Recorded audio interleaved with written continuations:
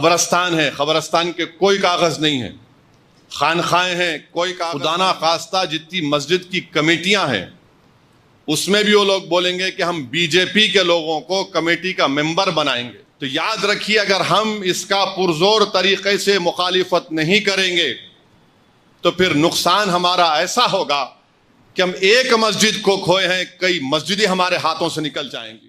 B J پی کی حکومت پورے ملک میں وقف کی جائیداد کا جو بل لے کر آئی ہے، میں صرف مختصر سے الفاظ میں اپنی بات کو بول کر یہاں سے رخصت ہو جاؤں گا، کیونکہ انشاءاللہ تعالی All India Muslim Personal Law Board کی طرف سے شہر حیدرآباد میں ایک بڑے پیمانے پر جلسے عام کا بھی انعقاد عمل میں لایا جائے گا، کیونکہ ابھی شہر میں ہمارے ہندو بھائیوں کا گنیش کا تہوار چل رہا ہے، پھر میلاد النبی کے بھی جلسے و جلوس ہوتے ہیں، اور تھوڑا بارش کا موسم بھی ہے۔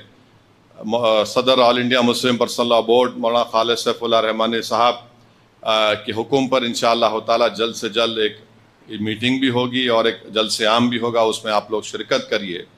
میں ذمہ داروں کی موجودگی میں صرف اتنا ہی بتانا چاہوں گا کہ اگر یہ خدا نہ خواستہ یہ بل اگر قانون بنے گا تو کوئی بھی وقف کی پراپرٹی مسلمانوں کے پاس نہیں رہنے والی، سب حکومت کے قبضے میں چلا جائے گا۔ اور جس منصوبہ بند طریقے سے نریندر مودی کی حکومت نے اپنی نفرت کو اس قانون میں جو شکل دی ہے کہ مثال کے طور پر وہ کہتے ہیں کہ وقف با یوزر ختم کر دیا جائے گا۔ اب وقف با یوزر اگر ختم ہوگا تو سب سے پہلے نشانے پر ہے ہر مسلک کا مدرسہ۔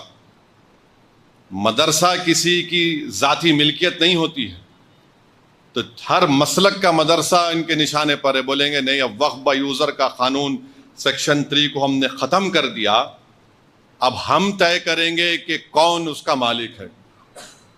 دوسرا، حیدرآباد کی مکہ مسجد ہے، قانون یہ بول رہا کہ رجسٹرڈ ڈیڈ لے کر آؤ آپ۔ تلنگانہ میں 33,000 کے قریب وقف کی جائیداد رجسٹرڈ ہے، 90% ان جائیدادوں کے پاس کوئی رجسٹرڈ ڈیڈ ہی نہیں ہے، کوئی رجسٹرڈ ڈیڈ نہیں ہے۔ تو حکومت بولیں گی دیکھیے اب آپ کے پاس رجسٹرڈ ڈیڈ نہیں ہے، وقف با یوزر ختم ہو گیا، اب ہم اس پہ قبضہ کر لیں گے۔ قبرستان ہے، قبرستان کے کوئی کاغذ نہیں ہے، خانخائیں ہیں، کوئی کاغذ نہیں ہے، درگاہیں ہیں، کوئی کاغذ نہیں ہے، کیا ہے؟ وقف با یوزر ہے۔ اگر وقف با یوزر چلا جائے گا تو یہ سب ختم ہو جائیں گے، اور نہ صرف یہ ختم ہو جائیں گے بلکہ خدا نہ خواستہ جتنی مسجد کی کمیٹیاں ہیں اس میں بھی وہ لوگ بولیں گے کہ ہم بی جے پی کے لوگوں کو کمیٹی کا ممبر بنائیں گے۔ آپ نماز پڑھیے، اس سے آپ کو کیا کرنا ہے؟ اور یہ بل میں یہاں تک لکھا گیا ہے کہ اگر وہ قانون بنے گا تو اس کے رولز بھی نریندر مودی دلی میں بیٹھ کے بنائیں گے۔ اس بل میں یہ بھی لکھا گیا کہ اگر وقف بورڈ کسی کے خلاف ایکشن لینا ہے تو نریندر مودی سے پوچھنا پڑے گا۔ اس بل میں یہ بھی لکھا گیا ہے کہ سینٹرل وقف کونسل میں صرف ایک منسٹر کو چھوڑ کر، وزارت اقلیتی بہبود کے منسٹر کو چھوڑ کر سب مسلمان ممبر بنتے ہیں۔ اب اس بل میں کہا گیا کہ یہ کم سے کم 2 بنیں گے، 2 بنیں گے۔ اب حکومت 7 بھی بنا سکتی۔ ریاستی وقف بورڈ میں تمام ممبر مسلمان ہوتے ہیں، تو نریندر مودی نے کہہ دیا کہ نہیں، صرف متولی کیٹیگری کے اور منسپل کارپوریشن کے جو پنچایت کے لوگ جیتتے ہیں 3 یا 4 بنیں گے، باقی تمام کے تمام ہم کسی غیر مسلم کو بنائیں گے۔ ریاستی وقف بورڈ میں الیکشن ہوتا تھا متولی کیٹیگری کا، بار کونسل کے کیٹیگری کا، ایم ایل اے کیٹیگری کا، ایم پی کیٹیگری کا، سب ختم۔ حکومت ان کو نامزد کرے گی۔ اور یاد رکھیے، میں کھل کے کہہ رہا ہوں، اس کے پیچھے یہ لوگ بھی ہیں جو ختم نبوت کے منکرین ہیں، یہ شیاطین، یہ گندی نالی کے کیڑے اس کے پیچھے ہیں۔ ان کا مقصد ایک ہی ہے کہ کسی نہ کسی طرح یہ وقف کے قانون کو ختم کر دیا جائے۔ تو اس میں بہت سی شیطانی طاقتیں ملوث ہیں، اور وفد کا ٹرائیبیونل ہے۔ اب وفد کے ٹرائیبیونل میں ایک ڈسٹرکٹ جج chief justice of high court appoint کرتے ہیں ریاست کے، پھر ایک شخص کا اپوائنٹمنٹ ہوتا ہے جس کو شریعت کے بارے میں علم ہو، اور ایک ذمہ دار آدمی کو۔ نریندر مودی یہ کہہ رہے ہیں کہ اب ڈسٹرکٹ جج جو چیف جسٹس ہائی کورٹ کا اپوائنٹ کرتا نہیں، وہ ریٹائرڈ جج ہوگا اور ایک ریٹائرڈ گورنمنٹ امپلائی ہوگا۔ میرا جو مشاہدہ ہے، جتنے گورنمنٹ کے اس طرح کے انکوائری کمیٹیز بنتے ہیں جس میں ریٹائرڈ جج ہوتے ہیں، ایک ریٹائرڈ گورنمنٹ کا سرونٹ ہوتا ہے۔ مثال کے طور پر برسوں پہلے مفتی غیاث کو معلوم ہوگا 1996 میں تالاب کٹے میں ایک فائرنگ ہوئی تھی جس میں ایک معصوم عورت فرسٹ فلور پہ تھی، شہید ہو گئی تھی۔ وہ کمیٹی میں کہہ دیا گیا کہ پولیس نے اپنی جان بچانے کے لیے فائرنگ کی، رپورٹ ہے، شاید کچھ نام ہے کمیٹی کا۔ پھر مکہ مسجد کی رپورٹ ہے، وہ آج تک نہیں نکلی۔ حیرت کی بات یہ ہے کہ کلیکٹر کو یہ پاور دیا گیا کہ یہ قانون بننے کے بعد جتنی بھی وقف کی پراپرٹی ہے، اگر کوئی شیطان جا کے بولے گا کہ نہیں وقف کی نہیں ہے، گورنمنٹ کی ہے، تو کلیکٹر انکوائری کا آرڈر کرے گا، اور کلیکٹر انکوائری جب آرڈر کرے گا تو کلیکٹر یہ کہے گا کہ تا وقت انکوائری مکمل نہیں ہوتی یہ وقف کی پراپرٹی نہیں رہیں گی۔ اب کلیکٹر صاحب برسوں انکوائری کرتے رہیں گے، آپ سے تو پراپرٹی چھین لی گئی۔ کیسے انکوائری کریں گے؟ تو انگریزی میں استعمال کیا گیا واٹ ایور ہی ڈیمز فٹ، یعنی وہ جیسا چاہے انکوائری کر سکتے۔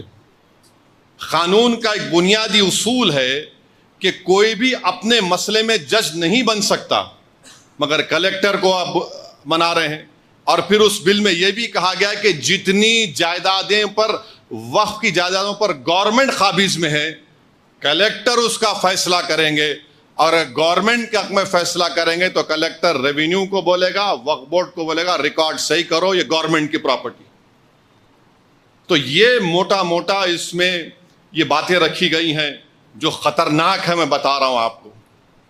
آرکیولوجیکل سروے آف انڈیا قریب 100 کے اوپر ان کا سچر کمیٹی کی رپورٹ ہے کہ وہ وقف کی جائیدادوں پر قبضہ کر کے بیٹھے ہیں۔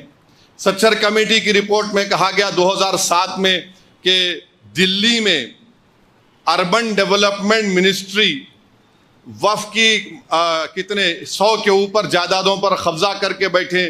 2008 میں سچر کمیٹی نے کہا کہ 2008 میں اس کی مالیت 6000 کروڑ تھی، 6000 کروڑ تھی۔ آج ہم 2024 میں ہیں، اور پھر اس میں یہ بھی کہہ رہے ہیں کہ اس بل میں کہ ایویکیو پراپرٹی، پنجاب میں جو لوگ پاکستان جانے سے پہلے یہ جائیدادوں کو وقف کر کے چلے گئے، اور جس وقت بھارت تھا جس شکل میں تھا وہ تو بھارت کے شہری تھے، انہوں نے قانون کا استعمال کیا کیونکہ اس کی آمدنی کافی ہے پنجاب میں۔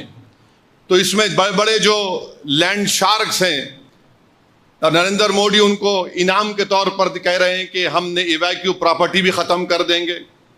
اس بل میں یہ بھی ہے کہ لیمیٹیشن پیریڈ ہوتا ہے، اگر کوئی قبضے میں ہے تو لیمیٹیشن کے بعد وہ مالک ہو جاتا ہے، وہ قانون کا اطلاق وقف بورڈ پہ نہیں ہوتا۔ تو نریندر مودی بول رہے لیمیٹیشن ختم، یعنی جو لاکھوں جائیدادوں پر ہم کیس لڑ رہے ہیں وہ مالک بن جائیں گے، جیسا کہ ASI ہے، جیسا کہ اربن ڈیولپمنٹ منسٹری ہے۔ ہندو اینڈومنٹ بورڈ پر آپ جا کر دیکھیے، ان کا سیکشن ہے تلنگانہ آندھرا کا 123 سیکشن ہے جو کہتا ہے لیمیٹیشن کا اطلاق ہندو مندروں پر نہیں ہوگا۔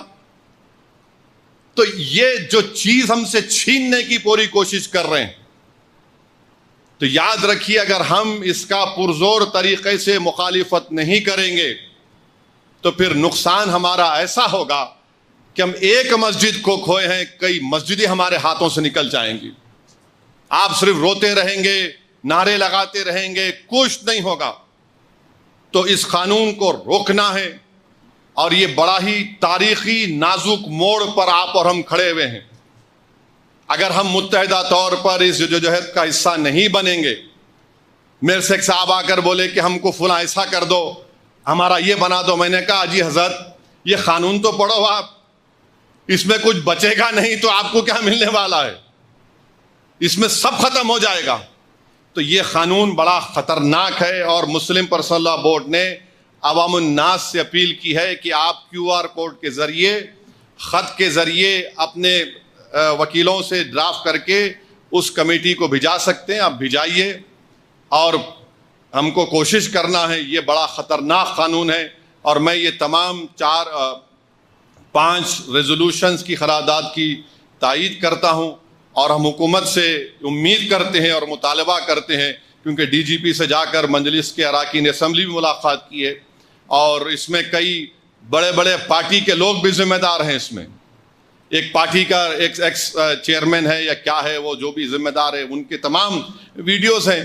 تو ہم امید کرتے ہیں کہ انصاف ہوگا، اور پھر انشاءاللہ تعالی ہم شاہ جمال الرحمن صاحب جو فیصلہ کریں گے، مجلس اتحاد المسلمین آپ کے ساتھ ٹھہری ہے، کیونکہ اس میں کوئی سوائے اس کے یہ ہے کہ شہر ریاست کے امن کو مضبوط رکھنا ہے۔